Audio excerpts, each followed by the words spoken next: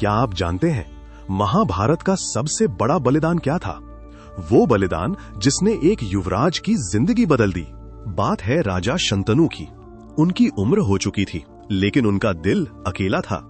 एक गहरी उदासी उन्हें हर पल घेरे रहती थी। उनका बेटा देवव्रत एक महान योद्धा, राज्य का युवराज, हर तरह से अपने पिता का सहारा, उनकी शान। लेकिन शांतनु को सत्यवती से प्यार हो गया था, एक खूबसूरत मछुआरे की बेटी। उनका दिल उसके लिए तड़प रहा था। सत्यवती के पिता की एक शर्त थी, उसके बच्चे ही राजा बनेंगे, देवव्रत नहीं, सिर्फ उसके वंशज। ये सुनकर राजा शांतनु टूट गए। उन्हें अपना प्यार और बेटे का भविष्य दोनों में से एक चुनना था। वो चुप हो गए। देवव्रत ने अपने पिता की उदासी देखी। वो समझ गया क्या तकलीफ है।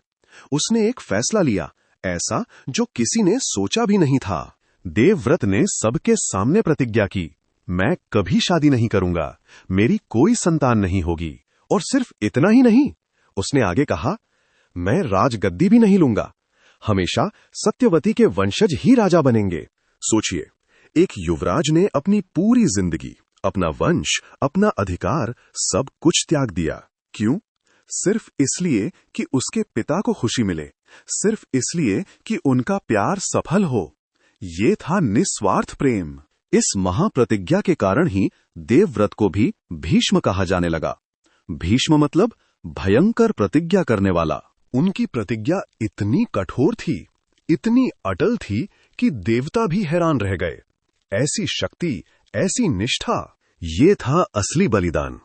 अपनी इच्छाओं को मारकर दूसरों की खुशी के लिए जीना, एक ऐसी कसम जो कभी टूटी नहीं। सोचो, आज की दुनिया में क्या कोई ऐसा बलिदान दे सकता है? अपने प्यार, अपने अधिकार को ऐसे त्याग सकता है? भीष्म पितामह की ये कहानी हमें सिखाते हैं कि सच्चा प्रेम और निष्ठा क्या होती है। अपने फर्ज के लिए सब कुछ छोड़ देना। उनका जीवन एक प्रेरणा है, एक ऐसा उदाहरण जो सदियों तक याद रखा जाएगा। उनकी प्रतिज्ञा, उनकी लेगेसी। भीष्म पितामह का बलिदान सिर्फ एक व्यक्ति की कहानी नहीं, बल्कि निस्वार्थ प्रेम और कर्तव्य की मिसाल है जो अमर है। तो सोचिएगा, आपके लिए सबसे बड़ा बलिदान क्या हो सकता है और क्या आप उसके लिए तैयार हैं? ये सवाल आपके लिए। ऐसी और रोचक कहानियां सुनने के लिए कथा सागर को सब्सक्राइब करो, बेल आइकन दबाओ और फॉलो करो।